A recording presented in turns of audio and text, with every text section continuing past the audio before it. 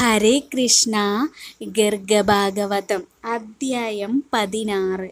ജനഗോപാഖ്യാനം. പ്രദ്യുമ്നൻ കേകയദേശത്തു നിന്നും ദിഗ്വിജയത്തിനായി പോയത് ബഹുളാശന്റെ പിതാവായ ധൃതി എന്ന ജനകമഹാരാജാവിന്റെ രാജ്യമായ മിഥിലയിലേക്കായിരുന്നു. സ്വർണമയമായ രമ്യഹർമ്മങ്ങളും മറ്റും നിറഞ്ഞ ആ പുരി മിഥിലാപുരിയാണെന്ന് പ്രദ്യുമ്നൻ മനസ്സിലാക്കിയത് ഉദ്ധവരിൽ നിന്നാണ്. ബഹുളാശൻ ചെറുപ്പം മുതൽ തന്നെ വളരെ വലിയൊരു കൃഷ്ണഭക്തനായിരുന്നുവെന്നും പ്രദ്യുമ്നന് അറിയാൻ കഴിഞ്ഞു. ബഹുളാശനെയും ശ്രുതദേവൻ എന്ന ബ്രാഹ്മണനെയും അനുഗ്രഹിക്കുവാൻ ശ്രീകൃഷ്ണ ഭഗവാൻ അവരുടെ ഗൃഹങ്ങളിൽ ചെല്ലുമെന്നും ഉദ്ധവൻ പറഞ്ഞു. ഇതെല്ലാം കേട്ട പ്രദ്യുമ്നൻ രാജാവിൻ്റെ കൃഷ്ണഭക്തി പരീക്ഷിക്കുവാനായി ഉദ്ധവനോടുകൂടി ആ നഗരിയിൽ പ്രവേശിച്ചു. പ്രദ്യുമ്നൻ അവിടെ കണ്ടത് തിലകം ധരിച്ച് കൃഷ്ണനാമം ഉരുവിടുന്ന ഭടന്മാരെയായിരുന്നു. അവിടെ സർവ്വദിക്കിലും കൃഷ്ണനാമം എഴുതി വച്ചിരിക്കുന്നു.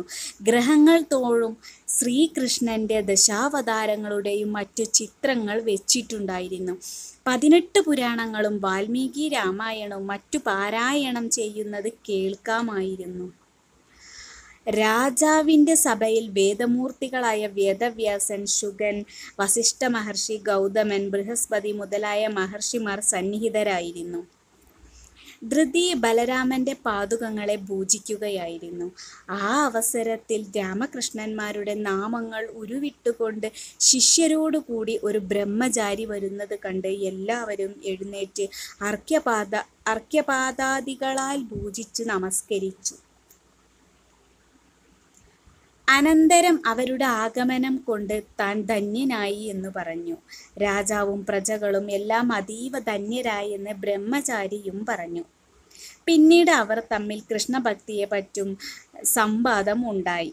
പ്രദ്യുമ്നൻ ദിഗ്വിജയത്തിനായി പുറപ്പെട്ടിട്ടുണ്ടെന്നും എന്താണ് ഇവിടെ വരാത്തതെന്നും തനിക്ക് മനസ്സിലായില്ല എന്നും മറ്റുമാണ് ബ്രഹ്മചാരി പറഞ്ഞത്. സർവജ്ഞനും സാക്ഷാൽ ഹരി തന്നെയുമായ പ്രദ്യുമ്നൻ അവിടെ മാത്രം വരാതിരിക്കില്ലെന്നും ജനകൻ പറഞ്ഞു. എല്ലാവർക്കും ഭഗവാൻ മാംസ ചക്ഷുസുകൊണ്ട് കാണാൻ പറ്റുമോ? അതായത് എല്ലാവർക്കും ഭഗവാനെ നമ്മൾ ഈ നേരിട്ടുള്ള കണ്ണ് കൊണ്ട് കാണാൻ പറ്റുമോ എന്ന് ബ്രഹ്മചാരി പറഞ്ഞപ്പോൾ ജനകൻ തനിക്ക് സ്വല്പമെങ്കിലും കൃഷ്ണഭക്തി ഉണ്ടെങ്കിൽ പ്രദ്യുമ്നൻ തൻ്റെ മുന്നിൽ പ്രത്യക്ഷപ്പെടട്ടെ എന്ന് വളരെ സങ്കടത്തോടു കൂടെ പ്രാർത്ഥിച്ചു. പെട്ടെന്ന് തന്നെ പ്രദ്യുമ്നൻ തൻ്റെ ആ ബ്രഹ്മചാരി വേഷം ത്യജിച്ച് ബ്രഹ്മചാരിയായി വന്നത് പ്രദ്യുമ്നനായിരുന്നു. പ്രദ്യുമ്നൻ പെട്ടെന്ന് തൻ്റെ ആ ബ്രഹ്മചാരി വേഷം ത്യജിച്ച് എല്ലാവരും കാണുക സ്വന്തം രൂപം കൈക്കൊണ്ടു.